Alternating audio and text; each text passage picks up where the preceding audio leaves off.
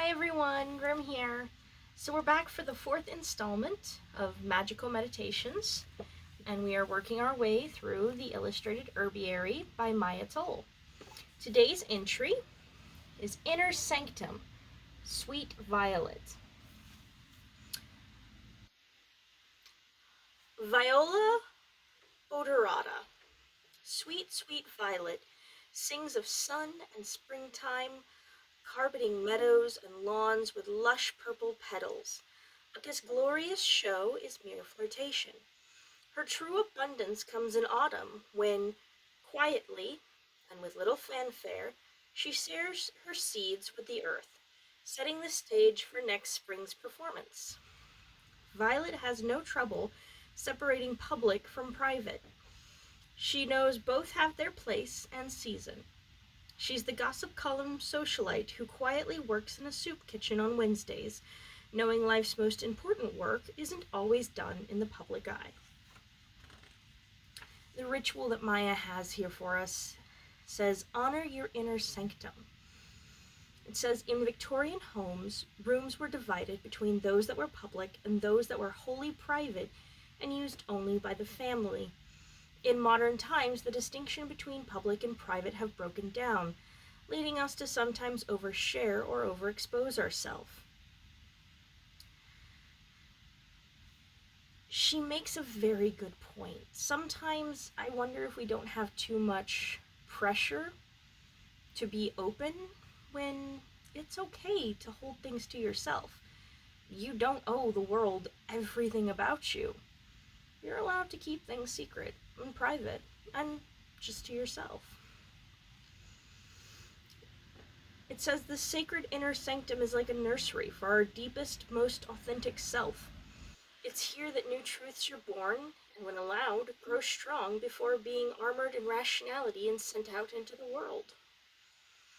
Create an altar to your inner sanctum, or honor it with words or breath or song. Make a promise to hold space within to grow into your truest self. And then for the reflection, it says, unwrapping your truth. Violet understands something that most of us have forgotten.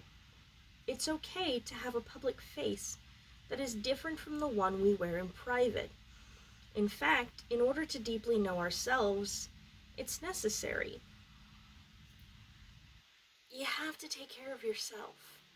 And giving the world everything that you are, it drains you mentally, emotionally, and physically. So it's really important that you keep something of yourself for yourself. You may think that you are being your true, authentic self by fully expressing each thought and feeling out in the world and sharing, well, everything. But overexposure will send truth scurrying. Befriend your truth in the quiet and dark. Learn yourself one truth at a time. It's okay to wear a mask as long as you know what's behind it. Now, I do actually have some member of the violet family growing in my yard right now. Unfortunately, my grass was just mowed, and I don't have very many flowers right now, and I didn't want to pick them. But if you're on TikTok, of course, you've probably seen violet syrup. What this is I went out and I collected a decent, a small amount of flowers, probably about a half a jar's worth. Took them inside, washed them, separated them from the little green stemmy parts. So it was just the petals. And then I poured hot, but not quite boiling water over them. And I let them sit for just over 24 hours. And honestly, that was entirely because I am a little scatterbrained. Then I just popped this into a pot of water after I had strained out the flowers and everything. Added a cup of sugar because this was originally just a cup of water. No, a cup of violet water. And I made a simple syrup. And yeah, you can kind of tell mine's not the most vibrant that I've seen, but it is a very nice purple color, and from what I understand, it is pH sensitive, so with acid I believe it turns pink, and with a base it turns blue, I believe. Now, I had to get my information from a couple different sources this time. I went to flyingthehedge.com and kitchenwitchuk.blogspot.com for the magical properties, and a few other places, but those were the two primary ones. According to my research, the magical properties are healing, peace, protection, love, luck, lust, resurrection, and wishes. It's associated with the planet of Venus. It's associated with the feminine gender, with the element of water, and it doesn't have a deity associated with it, but it is associated with nymphs. Apparently there's this whole story of a nymph turning someone into a violet. Now, as always, I will remind you, I am not a doctor, nor do I play one on television.